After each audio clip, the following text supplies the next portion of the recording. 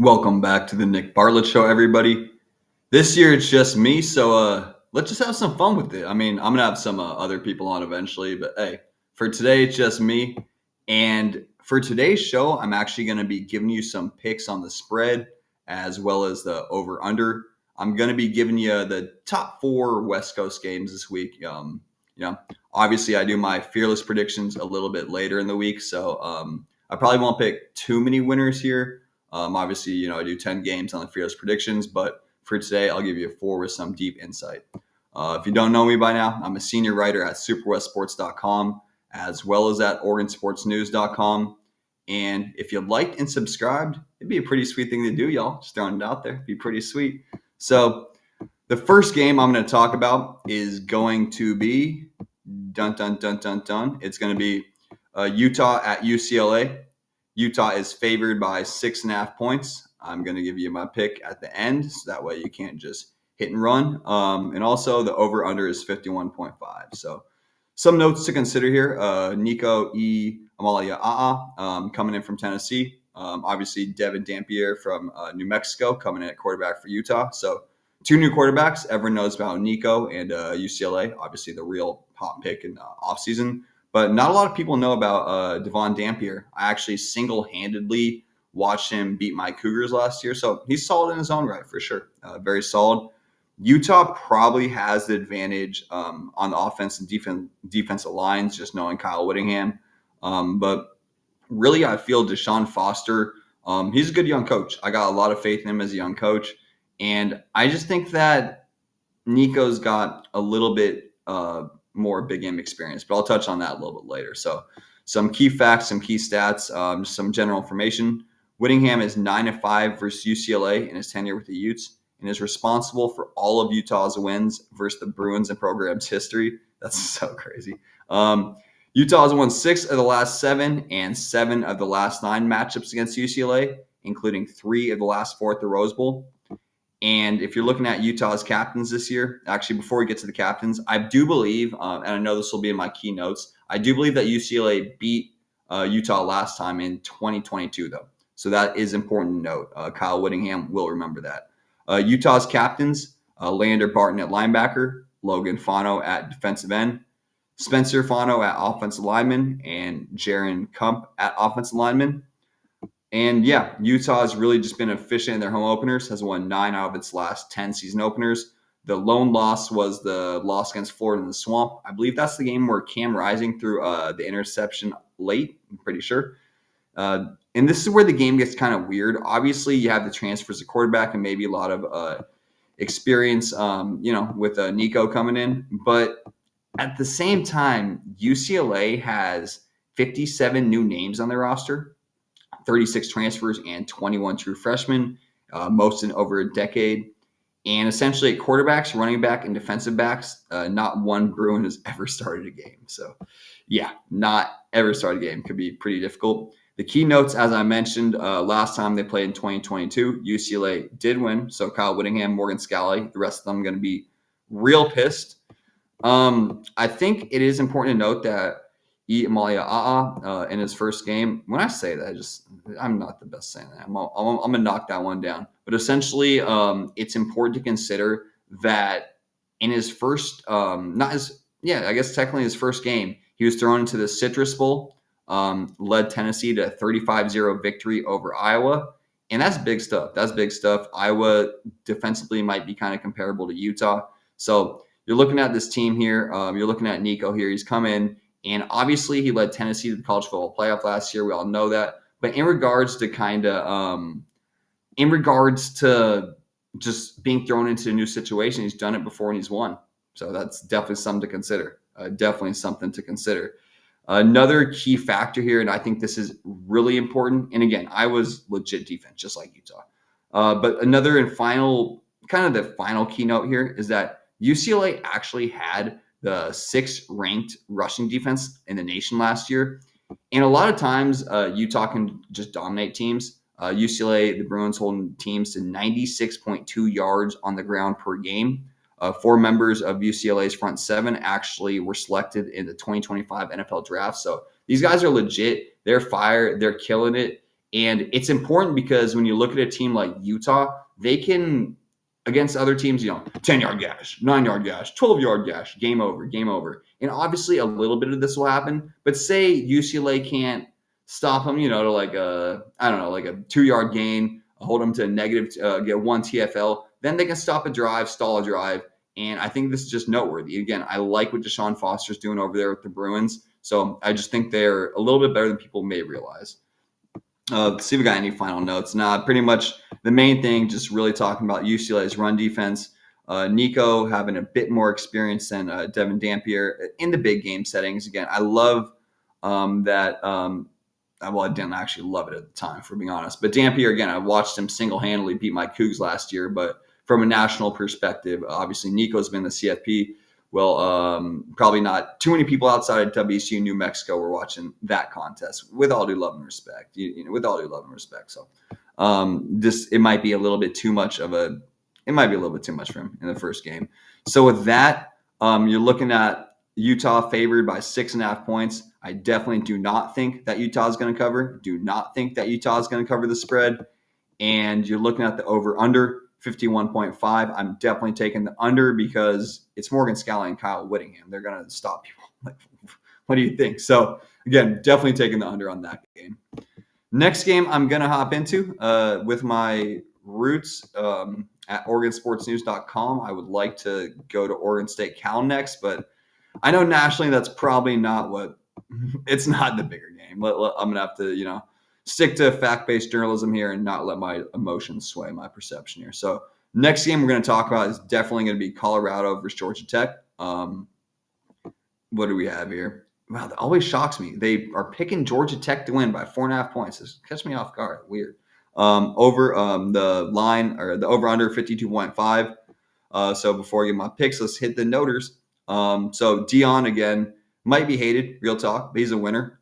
Slowly building his team into a force. And you just look at the NFL pedigree of their coaches, it's almost unparalleled. Pat Shurmur is their offense coordinator. He's been around for 23 years in the NFL, 23 years of NFL experience, 4 years of NFL experience as a head coach. Their defensive coordinator, Robert Livingston, also 10 years of experience in the NFL, kind of like an NFL journeyman type of guy, more so along those lines.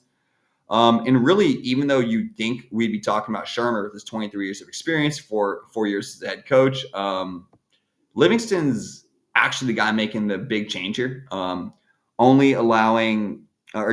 he's taken over, the Buffs have allowed 11.7 fewer points per game, 101.4 fewer yards per game, and increased his big playability in legitimately every category. 12 more sacks, 28 more tackles for loss, 27 more quarterback hurries, 18 more pass breakups, 5 more interceptions, and 2 more fumble recoveries than the previous season at CU. Obviously, the talent has gotten a lot better at CU. That's something to do with it, if we're being honest, but it's not going to be the same. It's not going to be, it had something to do with it. And it's just surprising that we're talking about Livingston, again, kind of like a 10-year NFL journeyman versus Shurmur, who has 4 years as a head coach and 23 years NFL experience. And just because it's me and my personal kind of affiliation, affinity, always been a big fan of Warren Sapp. He's a coach on the defensive line now, so that's good stuff. Yeah, and the big thing, if you're going outside the coaching staff and just the prominence there, they're big on both their offensive and defensive lines now. Really took a while for CU to build this up. This is going to make them deadly. You want them to get to that next level, this is how they do it. So they get real nasty. Caden Salter was named the starter earlier this week at quarterback. I just want to see what he does against higher levels of competition before I make, any sort of judgment. Obviously killed at lower level against a little bit worse competition, but we'll see. It should be good. I just don't want to make I haven't seen anything yet, so how can I judge that? If you don't know, obviously in the West Coast, you're probably not too familiar with Georgia Tech. A lot of people think that they might make some noise this year. They're solid, but they're definitely solid, but they're not like elite ACC team. Again, a lot of people probably describe them as an upstart team. That's the easy way of saying it. They have a quarterback in Hayes King. He's ranked 9th nationally in his position. Last year had a lot of injuries, so we'll see kind of how he responds. Halfback, running back Jamal Haynes, 9th nationally in his position also. So again, you got a quarterback and a halfback, both 9th at their position. That's pretty good. You're thinking, just from a Madden NCAA football perspective, you got a good quarterback halfback. You're going to be able to put up some points. Gained 944 yards a year ago, and that was the running back, Jamal Haynes. But here's the thing that kind of concerns me a little bit. If you're, I guess it doesn't concern you if you're a Colorado fan, but if you're a Georgia Tech fan, they have 2 transfer receivers from Florida International in Eric Rivers and Dean Patterson. While I think these guys might be good in the long run, it just seems like a lot to ask against Deion Sanders. Like, Deion Sanders is Deion Sanders, man, and he's gonna have his cornerbacks ready. So hard for me to imagine that these guys make too big of an impact, particularly in Boulder. Again, did combine for 112 catches and members of the Panthers a year ago. Could be good in the long term. You think of a guy, oh gosh, what's his name? Going back a couple years ago, Jacob Miner transferring from UTEP to Arizona. He was an absolute stud in the Pac-12. So definitely possible, but I just don't see it against Deion because he's he's going to be talking his cornerbacks. He's an NFL Hall of Famer. He's got some sort of insight. Any other keys here? Yeah, actually, one final key I'd say is that the Yellow Jackets, have a new defensive coordinator in Blake Gideon coming over from Texas. He did win the National Positional Coach of the Year award, I believe twice. Don't quote me on that, for sure once. But again, he's going against a guy with 23 years of NFL experience. Like, that's not really comparable. So it's just something to consider. But here is the final note. Ever since Key has taken over as head coach of the Jackets, they've won 10 games outright as underdogs. That's crazy. That's absolutely crazy. Like, that's not 1, that's not 2, that's not 3, that's not 4. That's doing it on a regular basis. So they're legit as all get out. And that is something to definitely consider. But again, I just think that if you're looking at the logical aspect, a big defensive line for the Buffs, a national Friday night game, crazy crowd, high altitude, and another thing to consider is the Yellow Jackets quarterback, King. He actually got hurt last time he played in the state of Colorado. He was playing for the Texas A&M in 2021. It did happen at the Broncos Stadium rather than Boulder, but that just feels like a lot to overcome. There's some emotional trauma there, unless he's completely healed from it, not physically, but emotionally. A big defensive line, national Friday night game, crazy crowd, high altitude, and memories of breaking his leg. That's a lot. And again, here's the kind of just illogical reason, but I think actually might be the biggest factor. Deion just not going to lose to a team from Atlanta. Like, this is Deion Sanders and the Braves, the Falcons. He's a beast, and like, he's written his legacy in Atlanta, and probably has a lot of respect for Georgia Tech, big time collegiate institution down there. And I think he knows about them, and he's going to be ready. He's going to be against Georgia Tech. He's going to be ready for sure. He's going to be ready. And so, yeah, we're looking at my actual pick here. I'm thinking Colorado's obviously going to cover the spread. If you've been listening to what I've been saying, I'm actually surprised. Again, I'm just shocked that Georgia Tech's actually favored to win this game. Over, I'm going with the over at 52.5. I think that these teams are going to put some points. Definitely Colorado's going to score. And then again, even though the Buffs might have a great defensive line, you're looking at 2 guys ranked 9th nationally at their position at quarterback and halfback. So that's pretty dope. Pretty solid for sure. So again, definitely, I think Colorado will cover, and Georgia, and I'd go with the over. Next game. Now we get to that game I was just alluding to, and I'll probably get you out of here in about 5-10 minutes. We got one more game after this. I don't like to do these too long. I just don't. It's not my style. I believe in fact-based journalism. Probably got a little weird entertainment just being myself, but let's get facts. Let's get you in and out. So, and by the way, all these odds are going to be presented by FanDuel. And so they actually have Oregon State as a 2.5 favorite, 2.5 point favorite, and the over-under is 50.5. So I think this is a matchup that Oregon State fans probably looking really forward to and probably remember. Cal beat the Beavers 44-7 in Berkeley a season ago. In the rematch, Oregon State's going to be facing a much different Golden Bears team. Cal lost their best 2 offensive players in the Cal lost their best 2 offensive players in the offseason, and Fernando Mendoza to Indiana and Jaden Ott to Oklahoma. They also lost tight end Jack Andrees, so really lost a lot there. Bears are really, really barren on offense. This game's also at Reser. You're looking at Oregon State. They're hoping to reinvigorate its program after a disappointing 2024 season. The most notable move the Beavers made was bring in Malik Murphy, a transfer from Duke. He led the Blue Devils to a 9-3 mark in 2024. For me, forget all the stats. 9-3, non-football powerhouse. That could be legit. Again, Murphy should just provide a spark for OC's passing attack, which finished 94th a year ago. Giovanni McCoy just struggled for Oregon State last year, so pretty much anything is going to be better, like anything. All love to you, McCoy. Just a tough year for you. And yeah, I think we're looking at with the Beavs, really just I'd say they brought in a few other players to fill some holes on the roster. But again, just the main thing here is they lost 44-7 against Cal, and they got absolutely killed. So I mean, they're going to be ready. Like they're going to be ready. The Beavers do return a bunch of players at skill positions. I'd say most notable is Anthony Hankerson at halfback. And one big note before this game, particularly because Cal has lost everyone in their secondary. Darius Clemens is out for the year with the ACL tear, happened very recently. So Trent Walker is going to be their one receiver, and I believe Taz Reddix is going to be tasked to replace Clemens. So that's a big loss before Cal. That's a big loss. Kind of hurts their returning production, and they had 3 reliable guys, which now goes down to 2. On defense, plain and simple, the Beavers need to find a way to pressure the quarterback. Really doesn't matter how. I think they're going to hope that Takari Hickle can help out in this role, defensive tackle. And Skylar Thomas should be OSU's best defender at safety, but everything for the Beavers is pressuring the quarterback. They did not do it last year, and that combined with McCoy struggling a little bit was really their demise. I think the Beavers are going to be really good this year. I think I had them at 9-3 when I previewed their schedule a while back.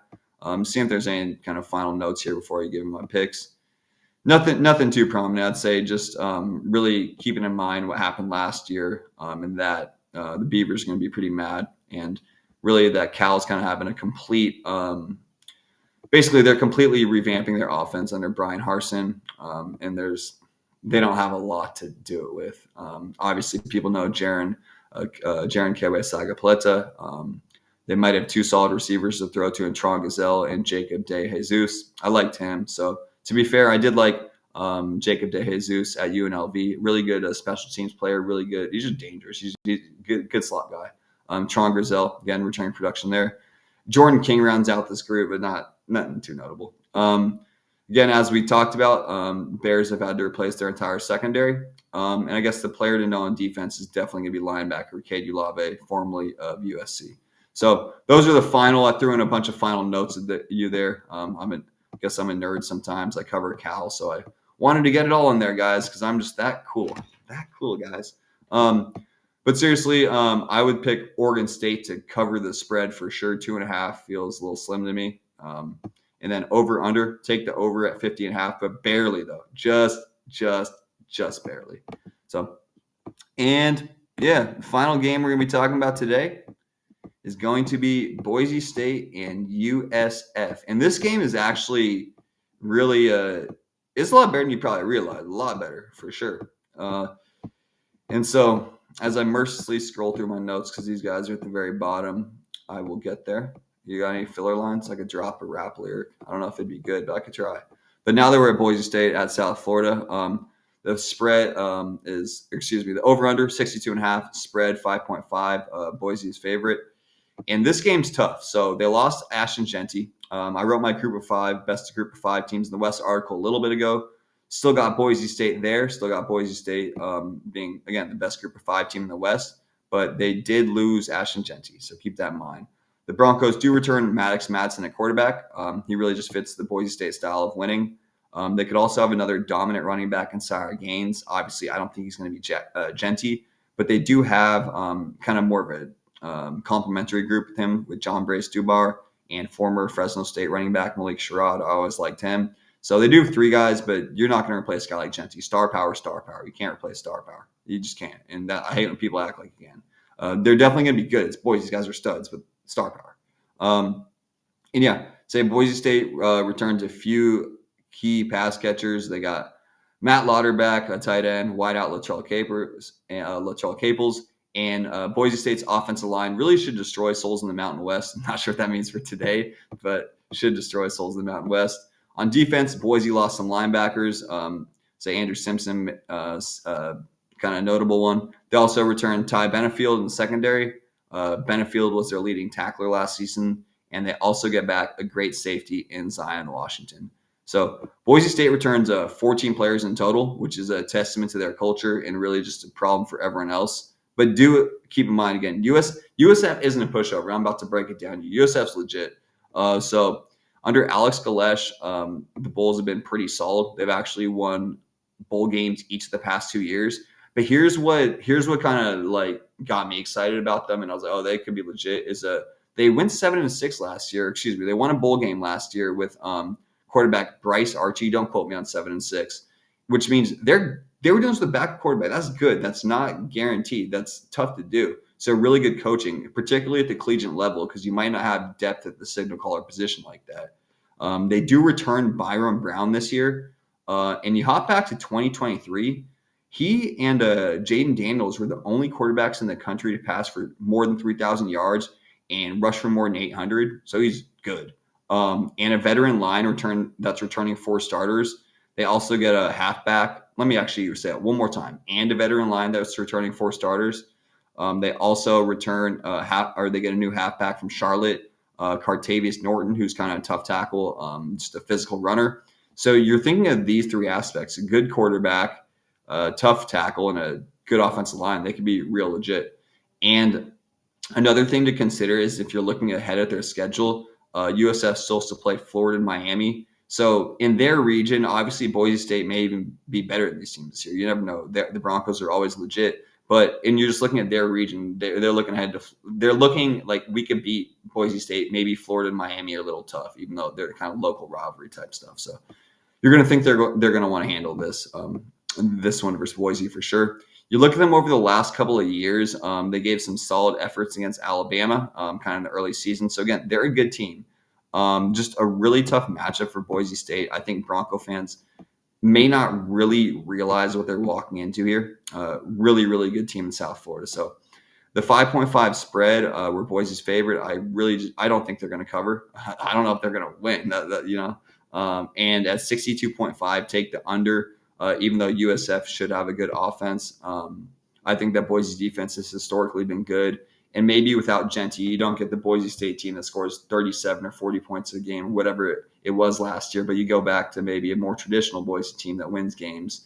I don't know, say like 27-24, 31-14, things like that. So I would suggest taking the under for sure, particularly knowing Boise's history. So that should pretty much do it today for the Nick Bartlett Show.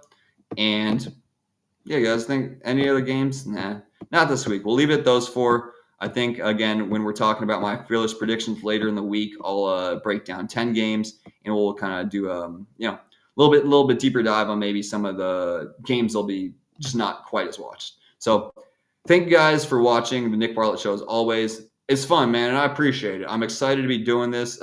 When I'm back, that means college football is back. So I'm out here doing my thing. Again, if you haven't liked and subscribed, I'd appreciate it. Just doing our best out here. And again, fearless predictions coming later this week. So that's where I'll give you 10 teams, pick the winners. And I said I'd pick one winner today. I think I'm going to be previewing all the other games. I don't think that I'm going to have time to get my article in before the Boise State game on Thursday. So I will predict a Boise State win. So I'll throw that in there. So if you're looking at the full line for Boise State of South Florida, I would say Boise State's going to win. I do not think Boise State's going to cover the 5.5 spread, and definitely take the under at 62.5. Thank you guys for tuning in as always. This has been the Nick Bartlett Show, and just be loving to each other. It can be a cold world out there. Just be loving to each other, spread peace, and just be a good human. We're all the same. We are literally all the same, and it's unfortunate that for whatever reason we're divided. So let's enjoy some football, maybe make some money. Hopefully I help you in that regards. Historically, for whatever reason, I've done all right. Don't know how, but I've done all right. So thank you guys for tuning in as always. This has been the Nick Bartlett Show. See ya.